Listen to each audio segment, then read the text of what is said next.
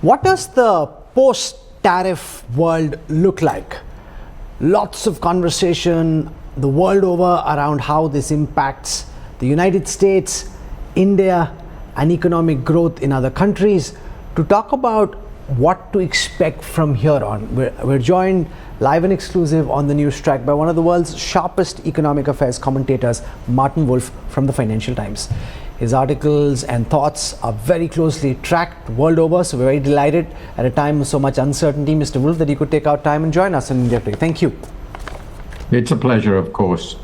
So you've written in one of your columns that Trump's tariff formula is utter lunacy. Do you want to start by explaining why you think Trump has got his tariff script all wrong? Well, I think you have to separate the objectives from the calculations, and both are pretty crazy. Trump believes that in the right world, a decent world, bilateral trade would balance with every country in the world. This is like saying, it's a strange metaphor, but it's like saying that my trade with my barber should balance. Obviously it doesn't. I spend money with some people and I earn money from other people, far fewer of course, and as long as my income and my expenditures balance, I'm fine. So the same applies to countries. There's absolutely no reason to worry about bilateral trade. The US has an overall deficit, that's an issue, but you never try to balance with every country. Now, having decided that's the objective, they have decided on a formula which essentially increases the tariff with the size of the bilateral deficit. So essentially, it's the ratio of the bilateral deficit of the US with its total imports from a country. So the bigger the deficit relative to the total imports from the country, the higher the tariff.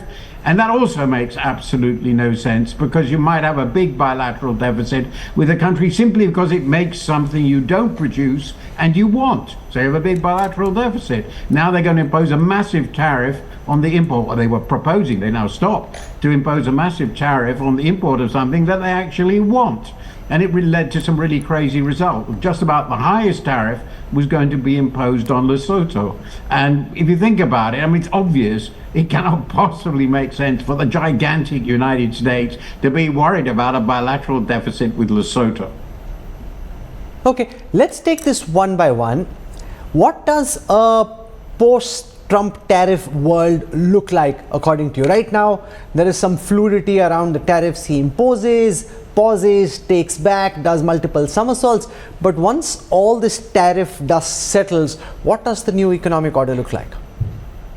Well, the honest answer is I think we still don't know.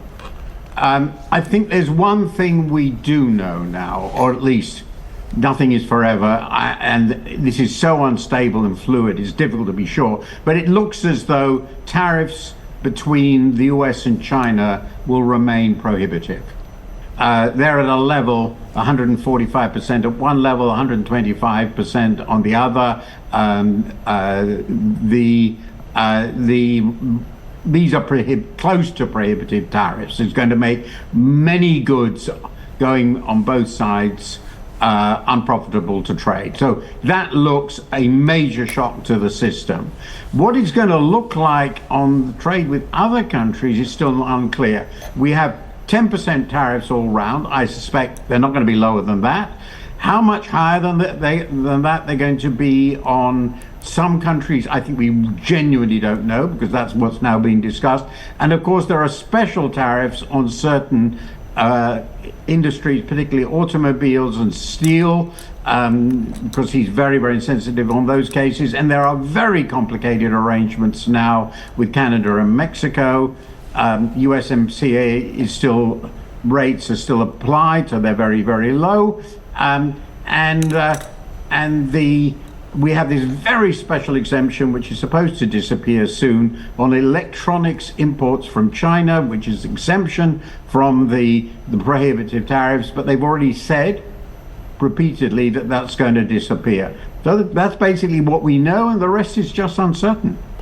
Research reports put out over the weekend seem to suggest that the probability of recession is now close to 50-60%.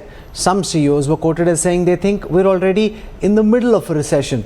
Mr. Wolf, what's your sense? As far as America is concerned, is America already in recession, slipping towards recession, likely to slip into recession?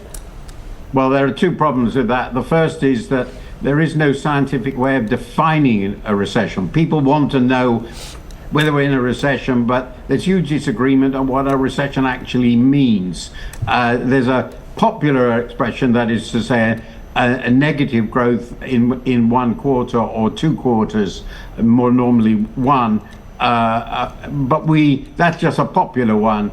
There is no standard definition. So we don't even know whether we're in a recession when we're in one until somebody, basically the National Bureau of Economic Research, has told us that the US has a recession. So that's the first big difficulty. And the second is this is very early in this process. It seems to me perfectly plausible a recession is on the way, but the impact of all this tariff mess on the economy is right at the beginning, and before we get the measurements that show that the economy is really slipping, will probably take months.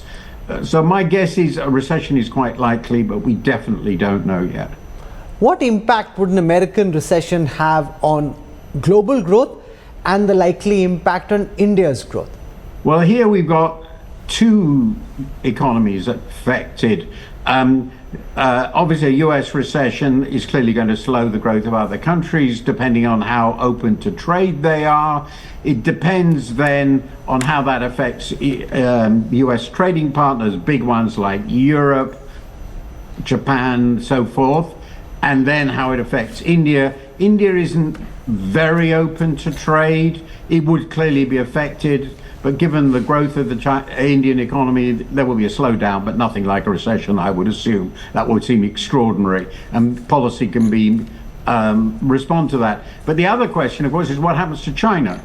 If China's slowdown is quite significant after these tariffs, then that will affect the rest of the world too, particularly commodity exporters, for whom China is a huge market, and that will affect other countries, and we don't know how that's going to work.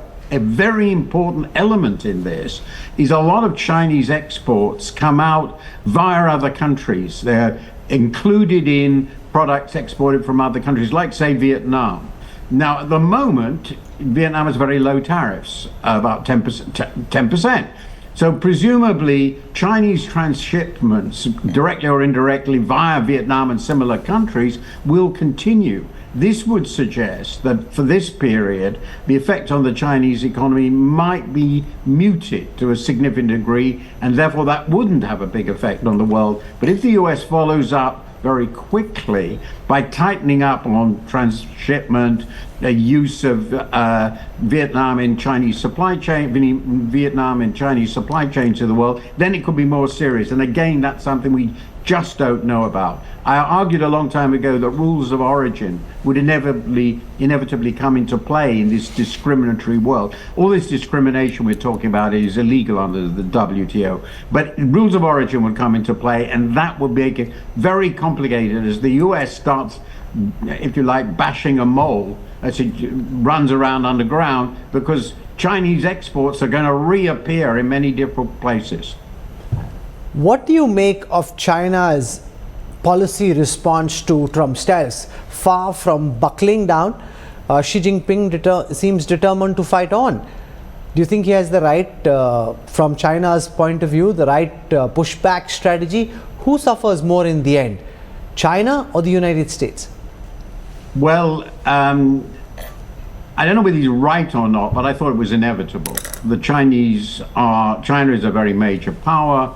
It's a very proud country. It feels very strongly that it was humiliated in the 19th century, and it's not going to be humiliated again. So to bow down to a bully like Trump, and clearly he is a bully, will be very humiliating for Mr. Xi, and I think more broadly for the Chinese elite.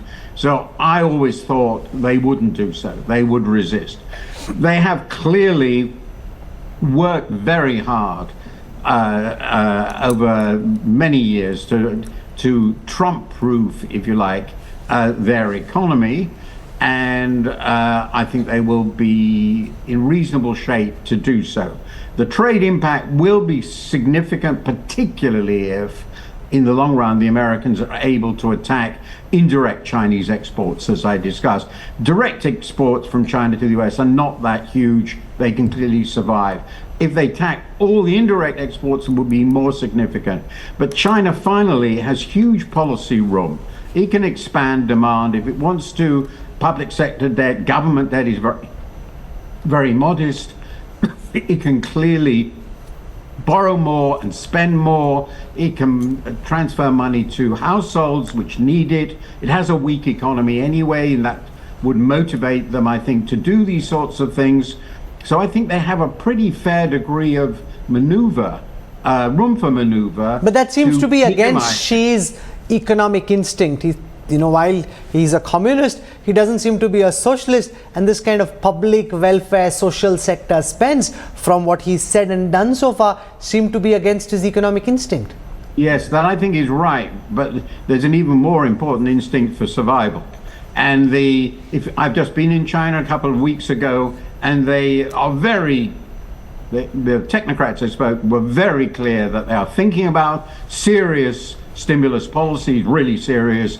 And Mr. Xi knows very well, given that there's a weak demand already, there's a risk of deflation. He will be told by people that if they allow this to tip them over into a serious deflationary problem, with all the debt problems that will create in the private sector, in the local authority sector, that will be very bad for him. So in the end, I expect the Chinese to be pragmatic. Usually they have been.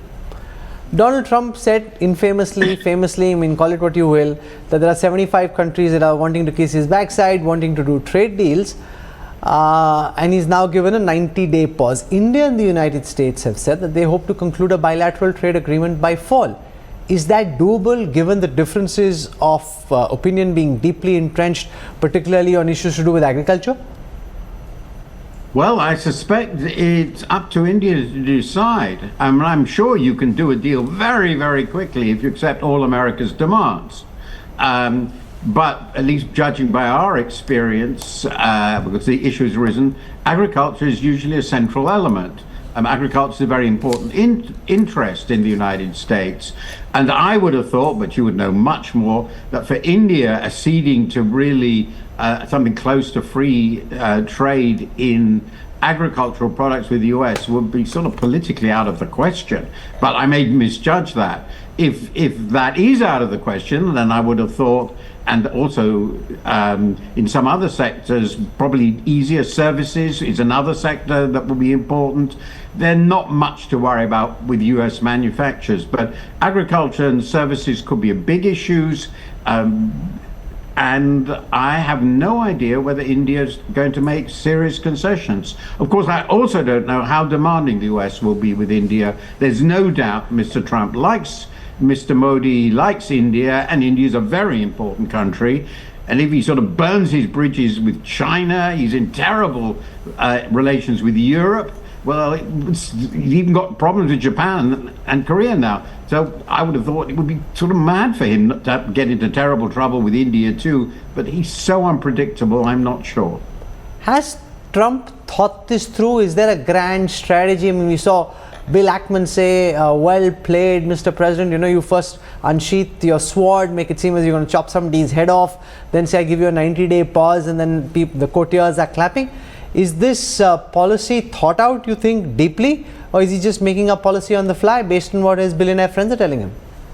Obviously, I'm not inside Mr. Trump's head. I can only watch him. But I'm pretty clear that I've never seen a sign of very careful strategizing. He doesn't strike me as a brilliant player of three-dimensional chess. So my instinct has always been what you see is what you're getting. He put forward these very radical proposals. They led to market turmoil, and he backed down because it really frightened him.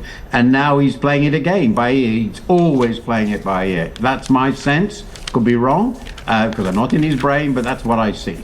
There's a lot of talk about what who emerges stronger in the end, China or the United States? And there have been past examples going back centuries of two leading economic powers unleashing trade wars against each other. Given the relative current state of economic strength, if this war, if there's no back down on either side, and if this is a war till the end, who do you think emerges stronger, China or the US?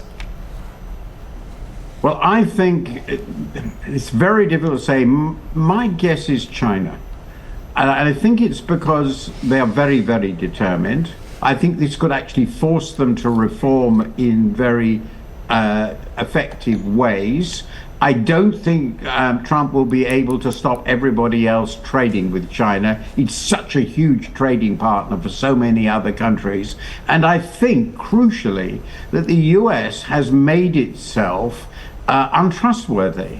I mean, the way the US has behaved in these last few months has burnt its relationships and undermined trust in really important partners, Canada and Mexico, obviously, but also Europe. Even Japan and Korea, long-standing allies, are very concerned. Is the US trustworthy? And it's not just here about trade. What they've done with Ukraine has also made people feel, is it a US really a trustworthy ally?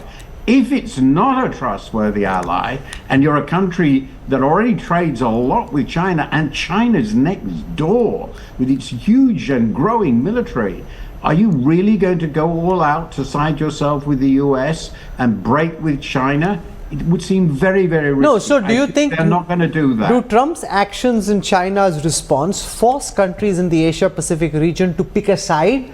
Or will more countries, you think, try and do this fine trapeze, balancing both China and the United States? That's what I think will happen. Or that's what I think they will try. Now, Mr. Trump may say, if you don't have 100 tariffs like ours on China, we won't import from you.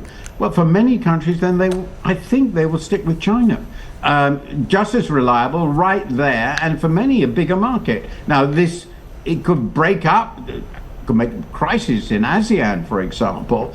But I think simply choosing the US, which is far away and becoming very erratic, over the rising power of China, would for many countries just seem foolhardy. But of course, they will do everything they can to avoid making that choice. Will China push countries to pick a side between DC and Beijing, or will China not force countries in the Asia-Pacific region to either be with them or against them? That's a very good question. I think if the Chinese are sensible, they'll leave the Americans to try and force them, because sort of that will give the result. But if it appears that American pressure is starting to make important countries lean towards them, I would well imagine the Chinese will also put pressure on them. And if that happens, then you can imagine lots of countries, like listen, Indonesia, so forth, in the most horrible situation, because they just won't want to be at war with either of them, of course. It's a terrible situation. But the Chinese will do, they're completely pragmatic, whatever they think they need to do to defend themselves. We can predict that. They will do it fairly cleverly and deliberately. And at this stage, I think all this is really unpredictable. We don't know how this game will play out. They've started a new game. It's a very big game. It will determine the shape of our world, I think. But I'm not at all clear who's going to win. It's impossible to say for certain, but I want to know your thought. Is this the new normal? These tariffs and the effort that Trump is making after him possibly wins? Or is this just a phase in a very long economic arc? Well, I think it's probably how it is so long as Trump or someone like Trump remains president. I mean, if Vance succeeds him, for example, I don't know whether he played this game in this way. Trump is sui generis. The way he's done this is sort of unique. Once Trump leaves the scene, and after all he's 78, he is going to leave the scene not that far in the future, I think relations with the US, between the US and China, are going to remain very, very difficult. It's clear that they have now defined each other as the major enemy. And that could last a century. I have no idea how long, but it could last for the indefinite future. But I suspect it wouldn't be played in quite this way. I mean, the tariff trade obsession that Trump has, his desire to have a bilateral balancing and balance trade, that's sort of uniquely him, and it might not last in that form. But the great rivalry is the fundamental structure of our world, it now seems to me. For sharing the wealth of your insights in a very turbulent world, Martin Wolf, thank you for your time. Great pleasure. Thank you, sir. If you like the video, do like, comment, share and subscribe.